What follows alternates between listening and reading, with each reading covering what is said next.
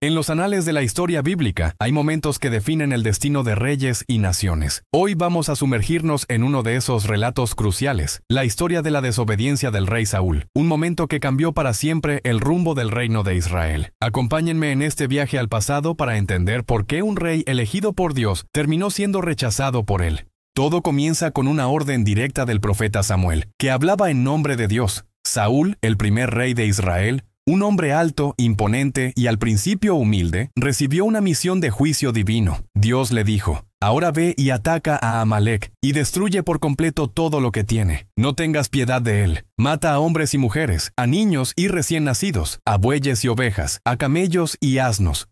¿Por qué una orden tan severa? Los amalecitas eran enemigos históricos de Israel. Desde los tiempos del Éxodo habían atacado a los israelitas por la espalda, mostrando una crueldad particular hacia los más débiles y rezagados. Este mandato no era solo una batalla, era la ejecución de una sentencia divina largamente postergada. Era una prueba de obediencia absoluta para el rey Saúl. Con el mandato divino en mano, Saúl reunió un ejército formidable, 200,000 soldados de infantería de Israel y 10,000 hombres de Judá, una fuerza masiva para cumplir una misión específica. Marcharon hacia el territorio de Amalek y prepararon una emboscada en el valle.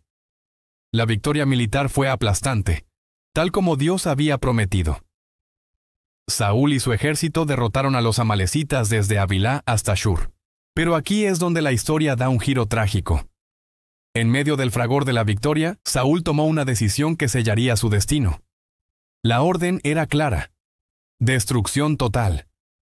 Sin embargo, Saúl y su pueblo vieron el botín y la codicia nubló su juicio. Perdonaron la vida a Agag, el rey de los amalecitas. Y no solo eso, también se quedaron con lo mejor del ganado: las ovejas más gordas, los bueyes más robustos, los corderos más finos y todo lo que parecía valioso. Solo destruyeron lo que era despreciable y sin valor. A primera vista podría parecer una decisión pragmática. ¿Por qué destruir recursos tan valiosos? ¿No sería mejor usarlos? Pero el mandato de Dios no había sido sobre pragmatismo, sino sobre obediencia. Era una prueba de fe y lealtad. ¿Confiaría Saúl en el juicio de Dios por encima del suyo propio? La respuesta, lamentablemente, fue no. La noticia de esta desobediencia llegó a Dios, y su pesar fue comunicado al profeta Samuel. Las palabras que Samuel escuchó esa noche fueron desgarradoras. «Me arrepiento de haber puesto a Saúl como rey, porque se ha apartado de mí y no ha cumplido mis mandamientos». Samuel, quien había ungido a Saúl como rey y lo había guiado, se llenó de angustia y clamó a Dios toda la noche. Al amanecer, un Samuel afligido fue al encuentro de Saúl. Cuando Saúl lo vio, lo saludó con una confianza que bordeaba la arrogancia. «Bendito seas del Señor», exclamó Saúl. «He cumplido el mandamiento del Señor». Pero el sonido que llegaba a los oídos de Samuel contaba una historia diferente. Samuel, con una pregunta que cortaba el aire, replicó: «Entonces, ¿qué es ese balido de ovejas en mis oídos y ese mugido de bueyes que oigo?».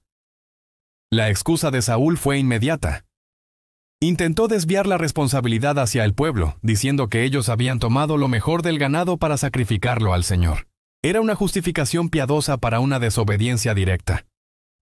Quería hacer parecer que su error, en realidad, tenía una intención noble.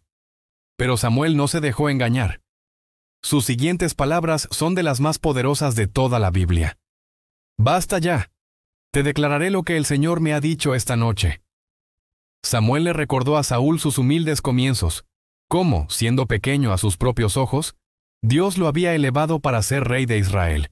Le recordó la orden específica que había recibido. Y entonces Samuel pronunció la pregunta que resuena a través de los siglos: ¿acaso se complace el Señor tanto en los holocaustos y sacrificios como en que se obedezca la palabra del Señor? Ciertamente el obedecer es mejor que los sacrificios, y el prestar atención es mejor que la grasa de los carneros. Porque la rebeldía es como el pecado de adivinación, y la arrogancia como el crimen de idolatría. Con estas palabras, Samuel expuso la raíz del problema. No se trataba solo de unas cuantas ovejas y un rey enemigo perdonado. Se trataba de la rebelión en el corazón de Saúl. Al poner su propio juicio por encima del mandato de Dios, Saúl se había puesto a sí mismo en el lugar de Dios. Su orgullo y arrogancia se habían convertido en una forma de idolatría. La sentencia final fue irrevocable.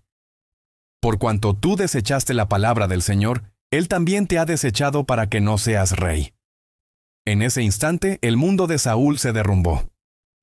Se dio cuenta de la gravedad de su error y confesó: «He pecado. He violado el mandamiento del Señor y tus palabras, porque tuve miedo del pueblo y les hice caso». Aunque pidió perdón e incluso se aferró al manto de Samuel, rasgándolo en su desesperación, el decreto divino ya estaba hecho. Samuel le dijo: «Hoy el Señor ha rasgado de ti el reino de Israel y se lo ha dado a un prójimo tuyo que es mejor que tú». Ese prójimo, aunque Saúl no lo sabía aún, sería un joven pastor llamado David.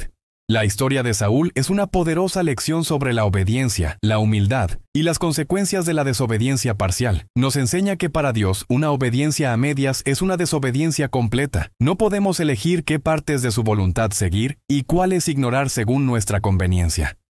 Nos recuerda que las excusas, por muy piadosas que suenen, no pueden ocultar un corazón rebelde.